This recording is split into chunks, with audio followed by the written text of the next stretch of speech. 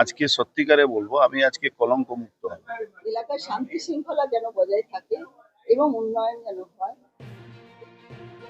নোয়াপাড়া বিধানসভা কেন্দ্র থেকে সদ্য নির্বাচিত বিধায়ক অর্জুন সিং সম্প্রতি প্রাক্তন বিধায়িকা মঞ্জু বসুর সঙ্গে সাক্ষাৎ করেন। প্রসঙ্গত 2001 সালে মঞ্জু বসুর স্বামী তথা স্থানীয় তৃণমূল নেতা বিকাশ বসু দুষ্কৃতীদের হাতে খুন হন। সেই খুনের নেপথ্যে অর্জুন সিংয়ের হাত থাকার অভিযোগ উঠেছিল দীর্ঘকাল ধরে। তবে নোয়াপাড়ায় জয়ের পর এই তাৎপর্যপূর্ণ সাক্ষাতের মাধ্যমে অর্জুন সিং জানান তিনি আজ চিরকালের জন্য কলঙ্কমুক্ত হলেন। বিকাশ বসুর খুনের দায় থেকে নিজেকে সম্পূর্ণ মুক্ত বলে দাবি করেন তিনি। পাশাপাশি তিনি আশ্বাস দেন যে এই মর্মান্তিক হত্যাকাণ্ডের প্রকৃত তদন্ত করা হবে এবং দোষীরা নিশ্চয়ই শাস্তি পাবে।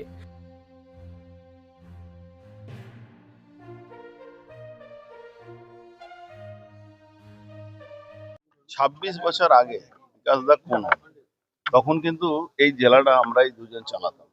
উনি লিডার ছিলেন বিকাশদা, আর আমি ওনার সঙ্গে থাকতাম। সমস্ত জায়গা আমরা দুজনই একসঙ্গে যেতাম। কিন্তু খুব কায়দা করে দলের কিছু লোক সিপিএম সঙ্গে হাত মিলিয়ে এই ঘটনাটা ঘটিয়েছিল।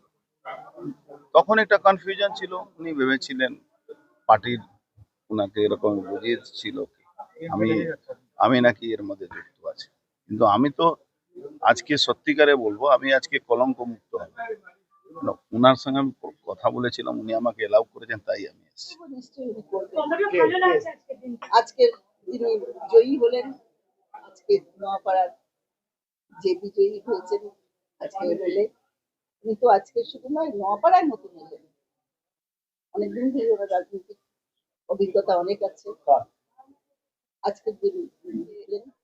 আশা করবো আমি এলাকার শান্তি শৃঙ্খলা যেন বজায় থাকে এবং উন্নয়ন যেন হয় এবং অশান্তি যেন কোনো রকম হয় না, এটাই আমি বলবো। সে যেই হোক।